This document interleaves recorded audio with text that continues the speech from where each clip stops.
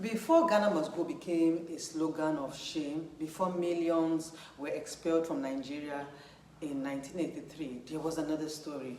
One that came first, one that set the tone. In 1963, Ghana did something bold, painful, and unforgettable. Over 500,000 West Africans, many of them of Nigerian heritage, were told to leave. Was it for survival, or was it national pride, or was it revenge waiting to be returned? Now, this is the story of the 1969 Aliens Compliance Order. So today, on Obinjeo Talk, I intend to take us deep into one of the most dramatic moments in West Africa's history, the 1969 Aliens Compliance Order. Now, what led to this mass expulsion? Was it Ghana that was fighting for identity, or was Ghana sending a message to its neighbors? Well, today I'm going to give us the untold truth behind the 1969 expulsion.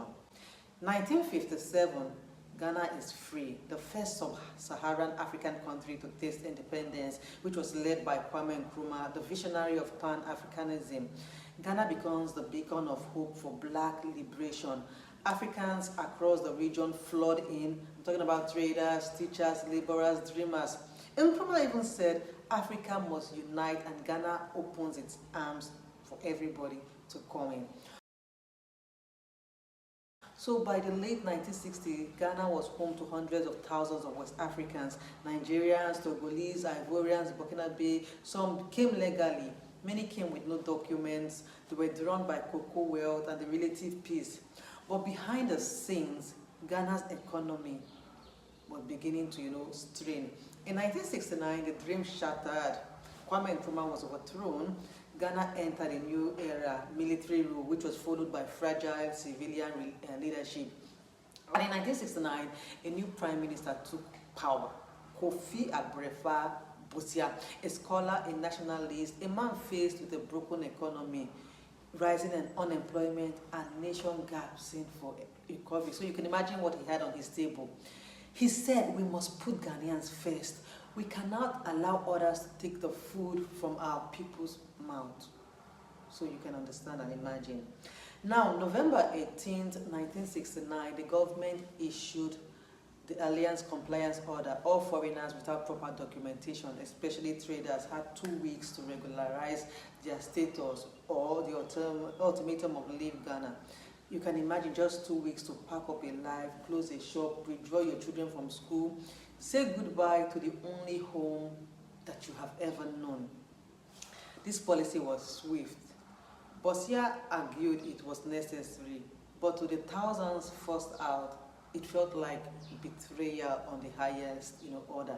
Now, many Nigerians, especially Yoruba Hausas and the Ewe, were deeply integrated into the Ghanaian society. Some were even born here.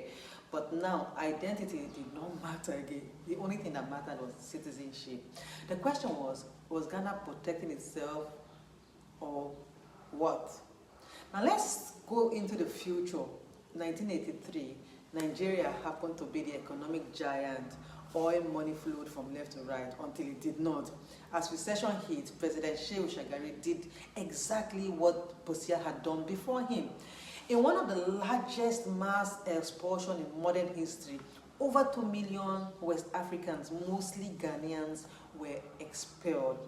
It was Ghana's turn to go, and they did, carrying their lives in cheap, checkered bags that would later be mocked as the Ghana Must Go bag that you and I are, 2 expulsions, 2 wounded nations, 1 broken region. In 1975, West African countries formed the Economic Community of West African States to prevent such tragedies, to promote free movement, trade, and peace. But even till date, the scars of what happened can still be visible. History has a strange way of echoing. Ghana expelled Nigerians, then Nigeria expelled Ghanaians. Both times fear beat unity. Desperation drowned diplomacy. We say we are one Africa, but what does that mean when borders become battleground? Was it revenge? Was it a circle? Or just history doing what it always does, repeating itself? Who knows? Guys, I'd love to hear your comments down below. Now, to every family that walked barefoot across borders, to every child who learned that alien could mean unwanted, this story is for you. And to those shaping Africa's future, may we remember so that we can never repeat what our predecessors had done before us. So guys, what do you think? Was Ghana's 1969 order necessary or just unjust? Should countries protect themselves at the expense of their neighbors? I'd love to hear your comments down below. And don't forget that you can like this video, share and subscribe to Obinjeo Talk. This is where African stories are told with truth, pain and power. So guys, thank you for watching today's video and I'll see you another day. Bye.